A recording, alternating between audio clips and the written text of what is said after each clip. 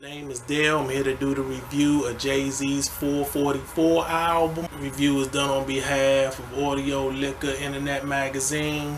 I usually don't like to do a review that my folks Charles has already done, but the album was so good, so I said why not. I'm sure we're gonna have some of the same, make some of the same points, have the same opinions on certain things. I think where we differ, I think Magna Carta and Watch the Throne, I didn't think they were good albums.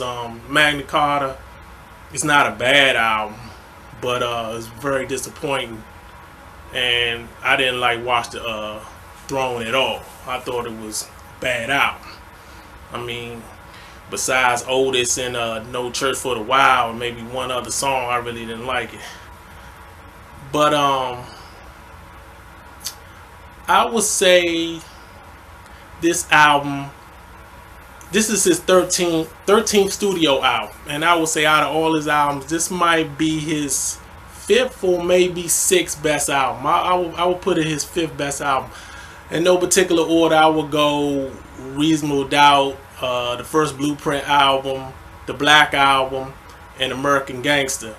Then I probably would put this album 5th out of all his albums as far as rankings. If you put my feet to the fire, ask me what is the best Jay-Z album, I probably would go with the first Blueprint album. Another Jay-Z album that never really gets talked about when people say, well, what's one of his best albums, or what's your favorite albums from Jay-Z? They never talk about the Volume 3, The Life and Times of Sean Carter.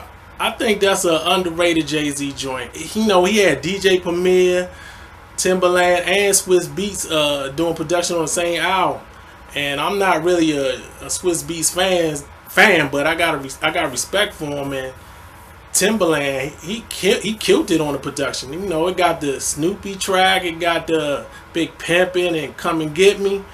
I mean, he had worked with Jay-Z prior to that, but that's what made me really like Timbaland. Before I had respect for him, but I was not really a fan. That album made me a fan, and I was putting them like, oh, he's one of the best, because he did a great job on that album. So that's an album that tends to not get talked about, but I like it. I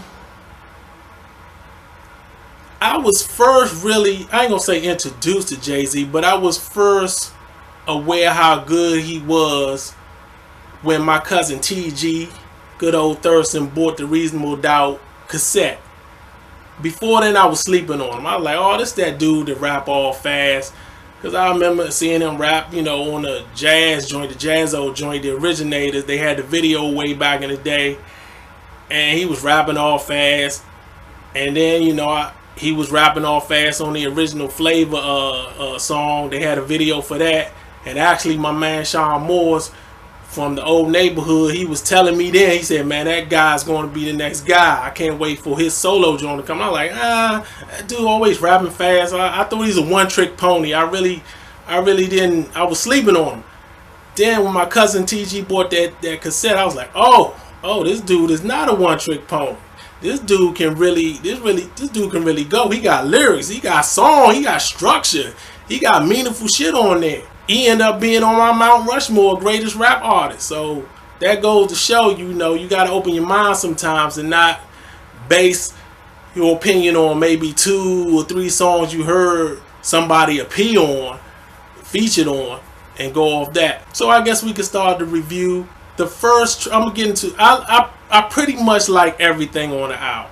There's only one song that I don't like, so we gonna basically go through all the tracks. There's only 10 songs. I only got the 10 song album. There's another release where I think he got one or two bonus joints. I think he got one joint on there about his dad. That's not on the album I have. But the first track, Kill Jay-Z, I think is a great way to start the album. He talks about Kanye. He goes at Kanye on that joint.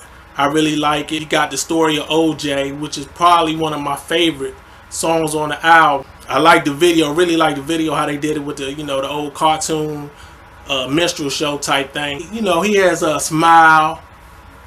It's, talking about, featuring his mother, Gloria Carter. He talks about how she's gay on the joint, which I never knew. I think that's the Stevie Wonder sample. Going back to the story of OJ song, he used the Nina Simone sample. which I really love because I actually sampled that same song in either 2003 or 2004. Not the singing, not the chopped up singing that No ID does. No ID does the production for the whole album, which is great, but we'll talk about that later. So I really got an affinity for this song because I sampled the same piano sample from Nina Simone. So I really like that song.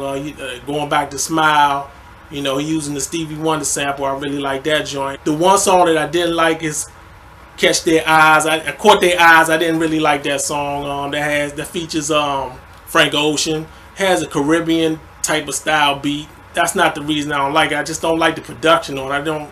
Not really feeling the beat. You got 444, which is probably one of my favorite songs on there. I really like that song. Love the beat. It's very soulful, some soulful shit. It's a I'm Sorry song for all the womenizing he did. He got great lines all through the album, like "Get Away From Me, Becky." You know, that's a play on words, you know, from the Beyonce album when she was talking about the Becky shit. Talking about a menage is not worth it when you have a soulmate. He got little slick lines here and there that I like all through the album. The next joint, Family Feud, featuring Beyonce, which you really can't tell Beyonce is on the joint. It's real settled. It's real, like, underneath she's not, you know, taking over the song. I wouldn't even know she was featured on the joint until I read the credits. I like that. Really like that. Love the beat. Once again, it sounds like some street gospel shit, which I really like. You got the joint Bam featuring Damon Marley. I really like that joint. That actually could get played in the club. You know, prior to me hearing this album, I was hearing it really isn't any club or like party music, but I think this could actually get played in the club. This can get actually played at a cookout or when you're doing a party. Moonlight, I like that joint. The Fuji samples is cool. Marcy Me, I dig it. I really dig that joint. Then you got Legacy, which is the last track on there. It's very jazzy. It's a good way to end the whole album, and I dig it. Like I was saying earlier, No ID did all the production on this joint, and I'm really digging that. I'm hoping we get more of those. You know, if you're not familiar with No ID, he did a lot of production for Common in the 90s. And he also did all the production on Common's, not last album, but the album before, the Nobody Smiling album. He did all the production on that joint. And he's worked with Jay-Z before. I think he did a DOA joint from the Blueprint 3 album. So he's worked with Jay-Z before. He's a good producer. This made me start thinking, who would I like to hear do a whole album with just one producer? Like maybe Nas and DJ Premier, or think of Ghostface and Alchemist, like Alchemist doing the whole Ghostface joint. I heard Redman trying to reach out to Ninth Wonder to do his Muddy Waters Part 2 album.